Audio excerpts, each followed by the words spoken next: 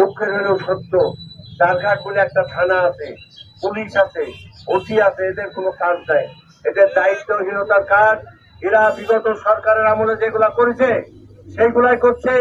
মানুষের কাছে টাকা, পেন্সিলের টাকা এবং মদের টাকা, চোরাচালানের টাকার সাথে এই পুলিশ বাহিনী জড়িত। আমি পরিষ্কার ভাবে বলতে চাই, পুলিশের সাথে 17 বছর যুদ্ধ করে, আওয়ামী লীগের সাথে যুদ্ধ করে এই চারঘাটের মানুষ শিখেছিল। আপনারা দেখেছেন দিনে দুপুরে আপনার এই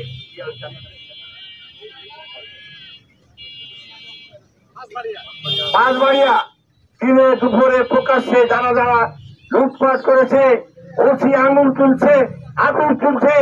ওসির দায়িত্ব যদি পালন না করেন এখান থেকে বিদায় হন, চাকরি ছেড়ে দেন। পরিষ্কার ভাবে বলছি, নাহলে চামড়া কিন্তু থাকবে না, চামড়া থাকবে না। সব ভয় দেখায় লাভ হবে না। পুলিশ বলি জাতি যেগুলো আছে, পুলিশ এখন বাংলাদেশের মানুষের কাছে একটা ঘৃণার পাত্র। তাদেরকে শ্রদ্ধা সম্মান করতে আমাদের লজ্জা লাগে।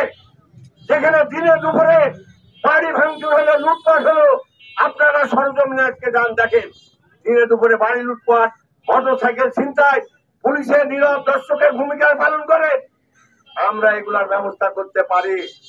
তারেক রহমানের নির্দেশে এই সরকারকে সাহায্য করার কথা তারেক রহমান সাহেব বলেছেন বলে আমরা সহ্য করে আছি।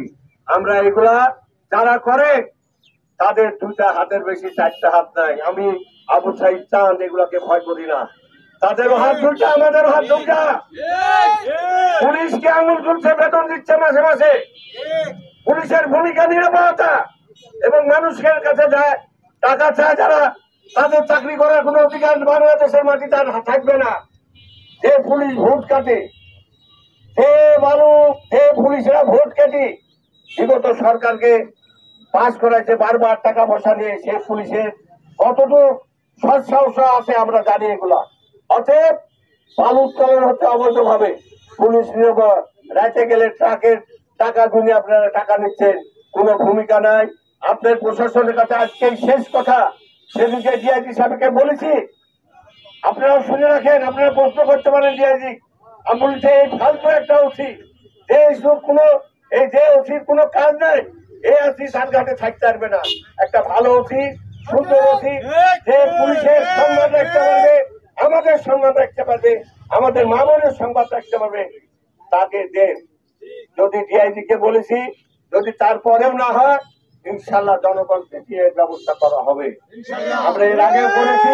আমরা এর আগেও করেছি, কিন্তু এখন যেহেতু আমার নেতার নির্দেশ নাই, নাহলে এই সব খবরদারি চারঘাটের মাটিতে চলবে না। পুলিশের সদস্য ভাইরা শুনেন, ন্যায় নীতি চলেন, আইনের প্রতি শ্রদ্ধাশীল। আমরা বিএনপির মানুষ, আইনকে আমরা শ্রদ্ধা করি, আইনের বাইরে আমরা চলতে চাইনি। আইন যারা ভঙ্গ করবে সে বিএনপির লোক হলে আপনি খাতির করছেন কেন? তাকে ধরেন, তারেক রহমানের নির্দেশ, আমি কেন না হয়ে আমাকে ধরেন। পরিষ্কার কথা আমার, সে বিএনপির নামধারী হবে, চাঁদাবাজি করে খাবে, আর তার খেসারত বিএনপির লোক। আমরা সাধারণ মানুষ দেবো না তো? সাধারণ মানুষ বিএনপি দিবে না? যারা চাঁদা তুলে খাবে, ঘাট দখল করে